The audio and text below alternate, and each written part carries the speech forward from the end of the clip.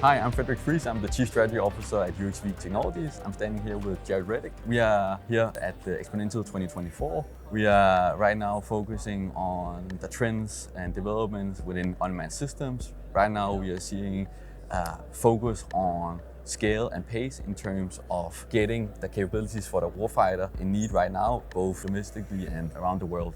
There's a big trend on modular innovation, which I know, Jaret, you have been following quite closely for many years. Yeah. And right now, with the Replicate initiative last year, you also have some good inputs on what's the latest trends in the sector right now. Yeah, you know, you mentioned Replicator, and with this call for thousands of drones in multiple domains to be delivered, in a very short timeline, 2 years. Sort of this issue about manufacturing and manufacturability and having this capacity in the manufacturing system in the United States to be able to do that and sustain it over time really calls out for modularity.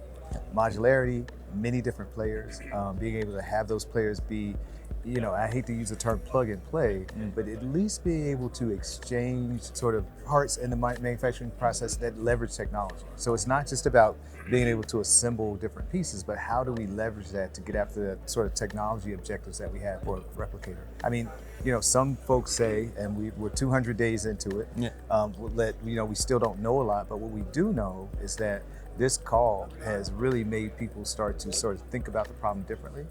What we're seeing in Ukraine has made people realize, I think, who weren't maybe convinced of the impact that these systems will have on modern warfare. We've seen, on television practically, the Iranian forces doing a coordinated attack using multiple drones. So this is real. This is not sort of a science project. And if we're not able to assemble the level of mass and then the demand that puts on manufacturing to be able to do that, if we can't master that, then we can't really meet the objective. Right now we're seeing a huge focus on unmanned systems from government, and we saw also in the latest defense industrial strategy from the United States that they're looking into autonomous systems. We have a lot of innovation, I believe, in the industry. The next step would be to find out how do we have the best system to adopt this innovation. How do we make the framework so government and industry can come together at pace and at scale to adopt this innovation? Yeah, I mean, you're spot on, because you're talking about pace, you're talking about scale, and when we think about that, innovation adoption has been the big conversation within the Defense Department, especially in the Pentagon, right? We see commercial technologies. How do we get those from the commercial space, where they've been developed independent of DoD investment, mostly backed by private money, venture capital money? How do we get those commercial technologies to be capability for the warfighter? And that's going to take a lot of imagination on both sides. On the DoD side from the Pentagon, but also imagination from industry. Last year, Atlantic Council had this commission on innovation adoption. They came out with their recommendations, and their tagline is, DoD does not have an innovation problem, it has an innovation adoption problem, right? And so how do we start to think about this problem? And then the other part is the international partner piece. So as the DoD is figuring that out for US industry, how do we, this gives a new sort of level of partnership for international partners, because now we can be in an international conversation about innovation adoption. The ideas that we're developing here in the US, sharing those with international partners, and then understanding how are international partners thinking about innovation adoption. So there are probably some lessons to be learned on both sides. And then as we sort of come together, because to really get after the things that we need to, it is not going to be sort of the US by itself, it'll be US with partners, and then innovation adoption becomes a part of the way we partner and the things that we partner around to get this technology to be capability for the warfighter. I agree. You're on point on the focus on getting commercial technologies into the defense sector being applied there, because as we see it, that's the only way that we can do the scale up at pace. We have now a huge focus also on how to protect critical infrastructure across domains. And here it's necessary that all sectors come together to really have a strategy to do that protection of critical infrastructure, whether it being on land or subsea. Commercial technologies will be hugely important in that area.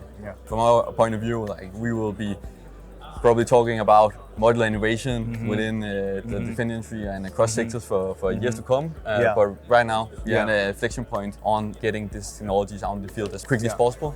And we need to get together government, industry. Yeah, I mean, you're so right. This moment that we're in really is an inflection point from many levels. You know, we were already at an innovation inflection point because we have these new entrant sort of companies, the startups and the venture money and all that interest in defense technology.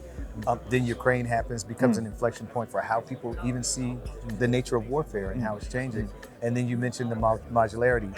You know, a few years back, this sort of notion, interoperability has always been around as a notion, but I think with that, you know, the benefit that we have had is that leadership has really emphasized interoperability through many documents, through many doctrines, through many other things. And now we see that these thoughts around interoperability have led to folks like you all.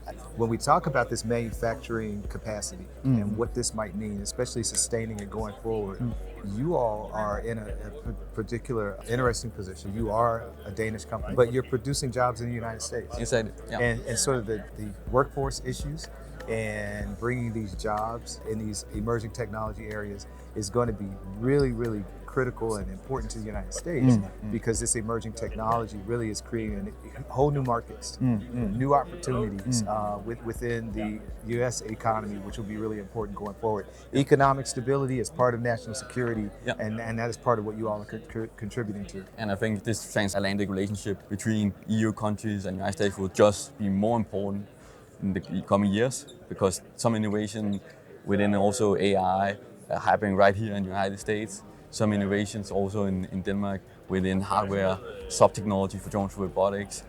There's so many synergies to be made in the coming years. So, No, it's absolutely. Thank you so much, Jaret. Thank you. Thank you.